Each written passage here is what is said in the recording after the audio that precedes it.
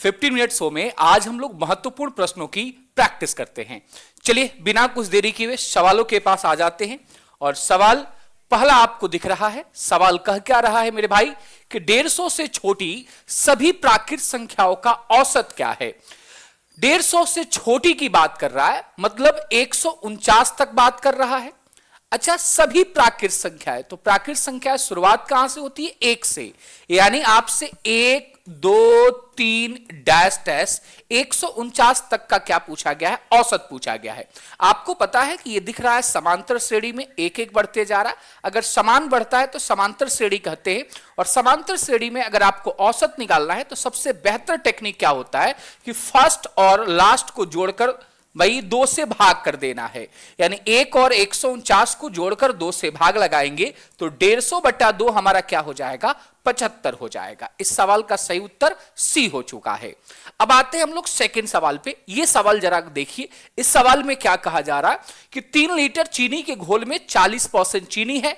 इस घोल में 1 लीटर पानी मिलाए जाने पर नए घोल में कितनी प्रतिशत चीनी होगी? जरा यहां पे आप समझिए कि 3 लीटर में 40% चीनी थी। अच्छा, जब हमने पानी मिलाया है 1 लीटर तो चीनी अभी भी उतनी ही रही होगी, लेकिन ये जो चीनी है अब वह 3 लीटर में नहीं है, क्योंकि पानी मिला देने से 3 लीटर का घोल 4 लीटर का हो चुका है। यानी ये चीनी अब 4 लीटर में है। तो कहता है नया प्रतिशत क्या है? यानी आप 100 से गुणा बस कर दीजिए। आप देख पा रहे हैं कि 100 से 100 कट रहा है, 4 से 10 कट रहा है, तो 10 या 30% इस सवाल का क्या हो जाएगा? सही उत्तर हो जाएगा। आप समझ पा रहे हैं तो बताइएगा कमेंट करके। जी हां, तीसरे सवाल का आपको आंसर बताना है और उससे पहले आप सभी छात्रों से आग्रह है कि इस सेशन को आपको लाइक कर देना है। क्या है सवाल भाई कि एक घन के विकर्ण की माप 8√3 सेंटीमीटर है। घन का आयतन कितना है? आपको पता है कि घन का जो विकर्ण होता है, बेसिकली बड़े वाला विकर्ण ही लिया जाता है, यह होता है √3a। अच्छा, √3a हमको 8√3 दिया गया है, यानी √3 से √3 कट गया, यानी उसकी भुजा हो गई 8। सवाल है कि आयतन, तो आयतन क्या होता है? भुजा का क्यूब यानी a का क्यूब। जब हम 8 का क्यूब करेंगे मेरे दोस्त तो ये 512, चूंकि यूनिट सेंटीमीटर है तो आयतन घन सेंटीमीटर हो जाएगा, सेंटीमीटर क्यूब हो जाएगा। ऑप्शन हमारा क्या करेक्ट हो जाएगा? ए राइट हो जाएगा। तो आप इस बात को समझ पा रहे हैं। अगले सवाल के पास पहुंचते हैं। चौथे नंबर सवाल क्या कह रहा है कि 2 संख्याओं का महत्तम समापवर्तक उनके लघुत्तम समापवर्तक का 2/5 है। 2/5 कहने का मतलब आप 2:5 भी लिख सकते हैं। इसका यह मतलब हुआ कि अगर महत्तम समापवर्तक 2x है तो लघुत्तम समापवर्तक क्या होगा?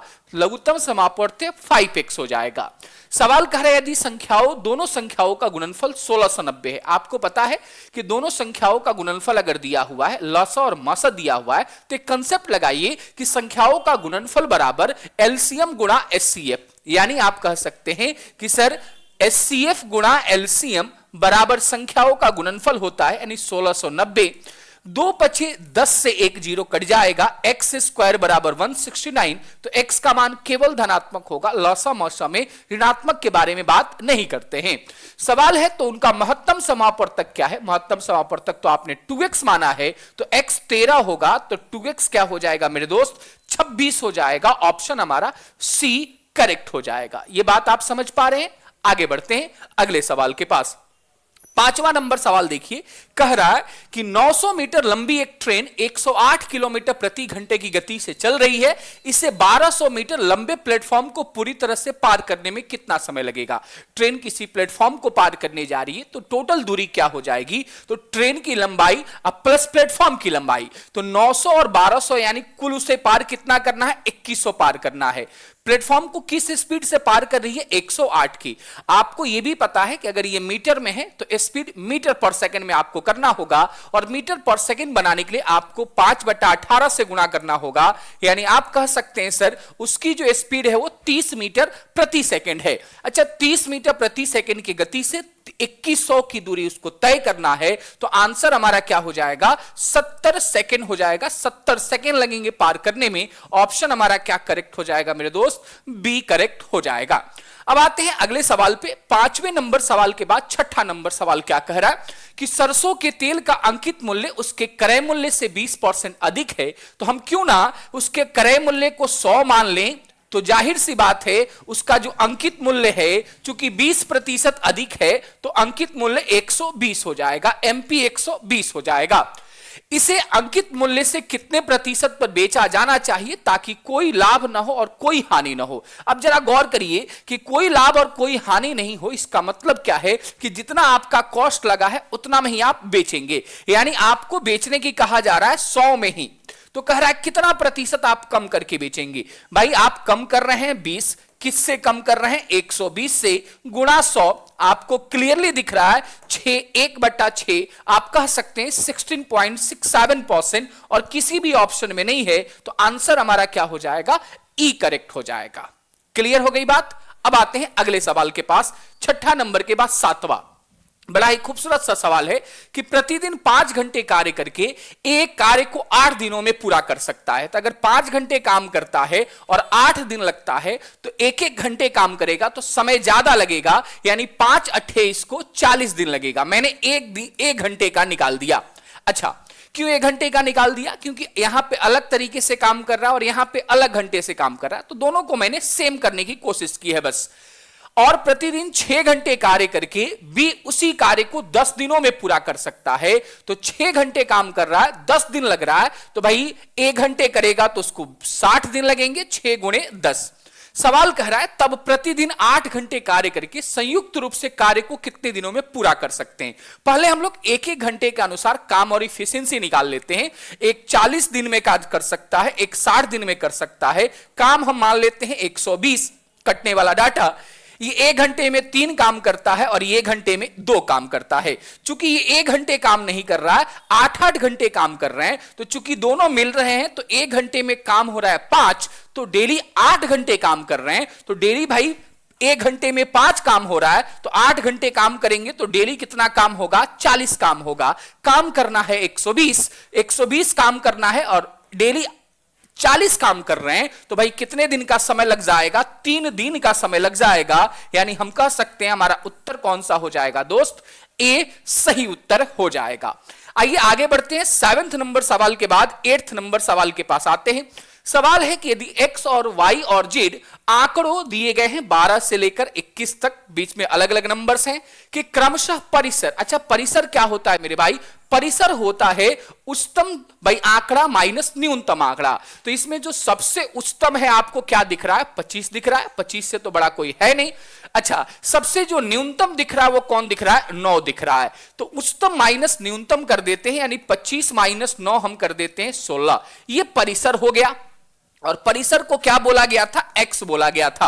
अब आगे बढ़ते हैं। बहुलक, बहुलक क्या होता है, जो सबसे भाई ज्यादा बार रिपीट होता है। तो आप देख रहे हैं कि 12 एक ही बार है, 9 भी एक बार है, 10 भी एक बार है, 13 भी एक बार है, 15 भी एक बार है, 16 भी एक बार है, 12 12 2 बार था, बाकी सब एक ही बार हैं, यानी बहुलक 12 होगा। यानी हम कह सकते हैं y का मान क्या होगा, 12 होगा।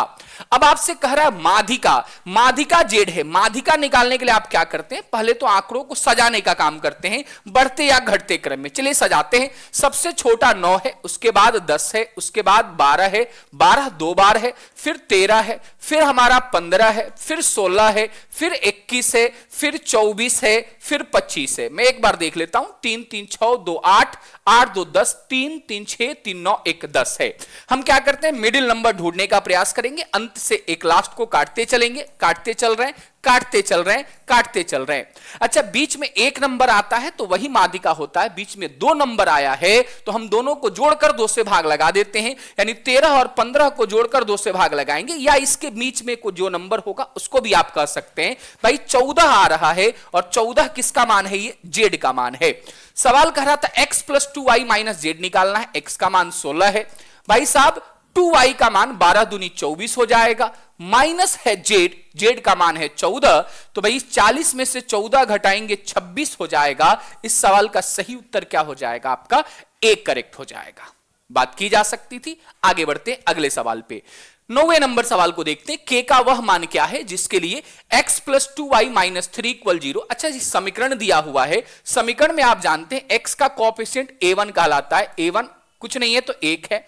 b1 क्या है भाई, y का कोएफिशिएंट यानी 2 है। c1 क्या होता है जिसमें x y नहीं लगा हुआ है, -3 है। वैसे ही इधर हम देखेंगे a2 का मान हमारे पास क्या है, 5 है। x का गुणांक, अच्छा y का गुणांक क्या है, k है। तो b2 का मान k हो गया और c2 का मान हमें क्या दिख रहा है, 7 दिख रहा है। कह रहा है समीकरणों के निकाय का कोई हल नहीं है। जब कोई हल नहीं है इसका मतलब साफ है, आप जानते हैं कि कोई हल नहीं है इसका मतलब a1 by a2 equal b1 by b2 not equal c1 by c2 होना चाहिए।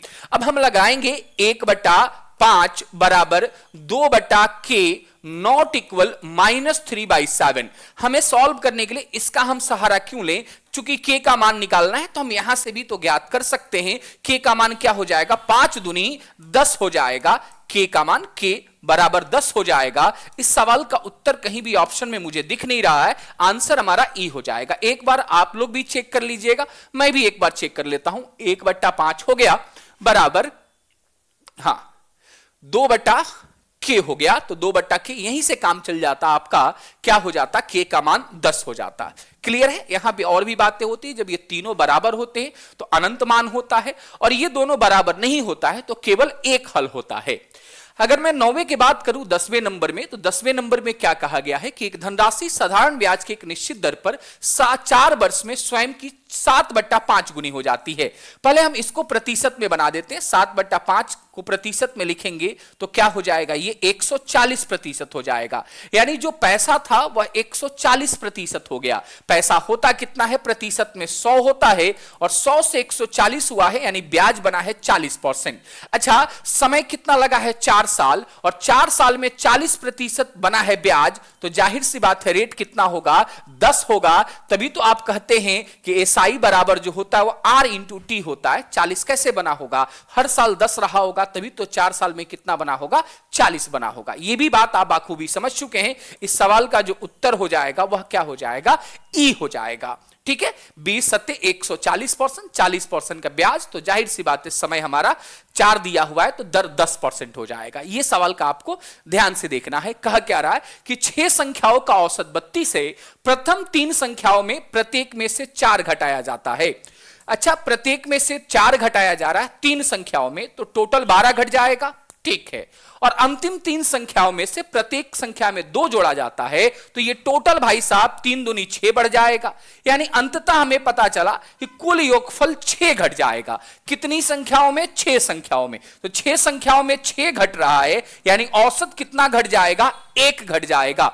सवाल क्या है कि नया औसत क्या है, तो पहले 32 था, अब 1 घट जाएगा, तो जाहिर सी बात है अब नया वाला औसत क्या मिलेगा भाई मेरे, ऑप्शन से सी आपको दिख रहा है 31 मिलने वाला है। आगे बात करते हैं 11 नंबर सवाल के बाद 12 नंबर सवाल में क्या बात हो रही है कि 3600 के कुल धनात्मक गुणनखंडों की संख्या ज्ञात करना है। पहले तो हम इसे प्राइम फैक्टराइजेशन करेंगे। 3600 का अगर हम प्राइम फैक्टराइजेशन करें तो 2 से कर लेते हैं 1800, फिर 2 से कर लेते हैं 900, फिर 2 से करेंगे 450, फिर 2 से करेंगे हम 225, फिर 3 से 75, 3 से हमारा 25 होगा, 5 से 5 होगा। अगर आपकी स्पीड ठीक है तो इसको लिखने की भी जरूरत नहीं थी। आप देख रहे हैं 2 4 बार आ रहा है मेरे भाई, 3 आपका 2 बार आ रहा है, 5 आपका 2 बार आ रहा है। ये बात आप समझ रहे थे। ऐसे भी कर सकते थे, 9 गुणे 400 कर देते, 400 को 25 गुणे 16 में बांट देते, तब भी बनाया जा सकता था।